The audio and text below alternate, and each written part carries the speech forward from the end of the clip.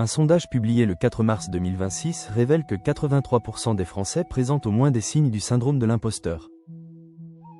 32% d'entre eux le ressentent de manière régulière, parfois même intense, au point que cela vienne freiner leurs décisions les plus importantes. Et chez les moins de 25 ans, ce chiffre grimpe à 60%. Il y a 2300 ans, un homme né esclave, devenu l'un des plus grands philosophes de Rome, avait déjà la réponse à ce sentiment d'illégitimité, sans jamais avoir entendu ce mot. Cette réponse ne ressemble à aucun conseil de confiance en soi que vous avez pu lire jusqu'ici, et elle pourrait bien changer la façon dont vous vous jugez vous-même. Restez jusqu'à la fin de cette vidéo, car la dernière partie contient l'exercice concret qu'Épictète appliquait lui-même, et qui reste aujourd'hui validé par la psychologie cognitive moderne. Le syndrome de l'imposteur se définit comme un sentiment persistant de ne pas mériter sa réussite, malgré des preuves objectives du contraire. La personne qui en souffre attribue ses succès à la chance, au hasard, ou à la bienveillance excessive des autres, jamais à ses propres compétences. Ce mécanisme a été décrit pour la première fois en 1978 par deux psychologues américaines, Pauline Clance et Suzanne Imes, qui l'observaient chez des femmes brillantes et diplômées. Depuis, la recherche a montré que ce sentiment touche autant les étudiants que les chefs d'entreprise, et qu'il ne dépend ni du niveau réel de compétences, ni du nombre de réussites accumulées. Le sondage de 2026 confirme cette réalité avec des chiffres précis. 88% des femmes concernées déclarent ressentir un stress important lié à ce sentiment, contre 80% chez les hommes. Plus troublant encore, 58% des femmes disent que ce sentiment les a déjà freinés dans une prise d'initiative, contre 47% des hommes. A l'inverse, 42% des hommes affirment que ce doute leur sert paradoxalement de moteur, contre seulement 30% des femmes. Ce sentiment ne se limite d'ailleurs pas aux débutants ou aux profils peu diplômés, bien au contraire. Des travaux de recherche menés dans plusieurs grandes écoles de commerce ont montré que ce sont parfois les profils les plus qualifiés, les plus diplômés, qui ressentent ce doute avec le plus d'intensité. Ce paradoxe s'explique par un mécanisme psychologique bien identifié. Plus une personne évolue dans un environnement exigeant, plus elle se compare à des références toujours plus hautes, et plus le sentiment de ne jamais être à la hauteur se renforce.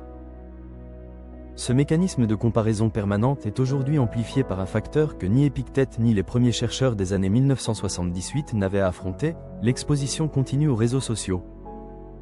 Si ces mécanismes commencent déjà à résonner en vous, c'est le moment idéal pour vous abonner à la chaîne et activer la petite cloche, car chaque nouvel abonné aide cette chaîne à continuer de croiser philosophie ancienne et psychologie moderne pour vous. Un commentaire de votre part, même une seule phrase sur votre propre rapport à ce sentiment d'imposture, aide énormément la chaîne à toucher d'autres personnes qui vivent la même chose en silence. Vous trouverez également, dans la description de cette vidéo, des liens vers l'étude complète ainsi que vers d'autres vidéos de la chaîne sur la maîtrise de soi.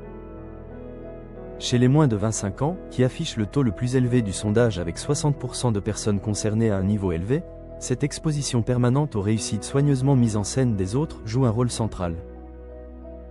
Voir défiler, chaque jour, des dizaines de parcours présentés comme parfaits crée une base de comparaison totalement faussée, à laquelle personne ne peut raisonnablement se mesurer. Face à ce constat, la plupart des méthodes de développement personnel proposent la même solution, à savoir se répéter des affirmations positives, se convaincre chaque matin de sa propre valeur. Mais cette approche pose un problème fondamental que la philosophie stoïcienne avait identifié bien avant la psychologie moderne. Se répéter que l'on est légitime ne change rien, tant que la légitimité elle-même reste définie par le regard extérieur, par la comparaison, par l'approbation des autres. C'est précisément ici qu'intervient la dichotomie du contrôle, le principe fondateur enseigné par Épictète dans son manuel, rédigé il y a environ 2000 ans. Selon ce principe, certaines choses dépendent entièrement de nous, nos jugements, nos efforts, nos actions, tandis que d'autres nous échappent totalement, l'opinion des autres, la reconnaissance sociale, le résultat final de nos entreprises. Cette distinction paraît simple énoncée ainsi, mais elle bouleverse en réalité toute la mécanique du syndrome de l'imposteur, car ce sentiment repose presque entièrement sur des éléments de la seconde catégorie, ceux qui ne dépendent pas de nous. Épictète lui-même avait toutes les raisons de douter de sa propre légitimité. Né esclave en Asie mineure, il ne devient un homme libre qu'à l'âge adulte, après des années de service chez un maître connu pour sa cruauté. Pourtant, c'est cet homme, sans statut, sans fortune, sans reconnaissance sociale au départ, qui fondera une école de pensée encore enseignée aujourd'hui, 2 millénaires plus tard. Sa réponse au doute n'était jamais de se convaincre de sa valeur par la répétition, mais de déplacer entièrement la question. Au lieu de se demander « suis-je légitime ?», il invitait à se demander « ai-je agi avec le plus de rigueur et d'intégrité possible, dans les limites de ce qui dépendait de moi ?» Cette question change tout, car elle est vérifiable, factuelle, et surtout, elle ne dépend jamais du jugement de quelqu'un d'autre. Cette approche rejoint étrangement les découvertes les plus récentes de la thérapie cognitivo-comportementale. Le syndrome de l'imposteur repose sur ce que les psychologues appellent une distorsion cognitive, une pensée automatique qui déforme la réalité sans que la personne s'en rende compte. La technique de restructuration cognitive, utilisée aujourd'hui par des milliers de thérapeutes, consiste précisément à séparer le fait de son interprétation. Le fait, j'ai obtenu ce poste après un processus de sélection rigoureux. L'interprétation, j'ai eu de la chance, ils se sont trompés sur moi. Épictète formulait déjà cette même distinction, il y a 2000 ans, avec une phrase devenue célèbre, ce ne sont pas les choses qui nous troublent, mais l'opinion que nous en avons. Les chercheurs en psychologie cognitive n'ont donc pas inventé ce mécanisme, ils l'ont simplement redécouvert, mesuré et validé par des protocoles cliniques rigoureux.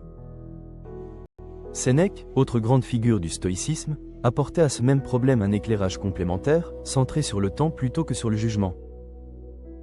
Conseiller d'un empereur capricieux, exposé en permanence à la critique et à la comparaison des cercles du pouvoir romain, il rappelait dans ses lettres qu'une grande partie de notre souffrance vient du temps que nous perdons à nous projeter dans le regard futur des autres, plutôt que d'agir dans le présent. Le sentiment d'imposture fonctionne exactement selon cette logique, il se nourrit d'une projection anxieuse, la peur d'être un jour démasqué, plutôt que d'une observation lucide du travail réellement accompli aujourd'hui. Ramener son attention au présent concret, à la tâche du jour, plutôt qu'à un scénario catastrophe hypothétique, constitue donc une deuxième porte d'entrée stoïcienne face à ce sentiment. Concrètement, comment appliquer cette philosophie face à ce sentiment d'illégitimité qui touche aujourd'hui une majorité de Français ? La première étape consiste à identifier précisément ce qui, dans une situation donnée, dépend réellement de vous. Face à une promotion, par exemple, dépendent de vous la préparation, le sérieux du dossier, la qualité de votre travail passé. Ne dépendent pas de vous la décision finale du jury, les préférences subjectives de vos supérieurs, le contexte économique du moment.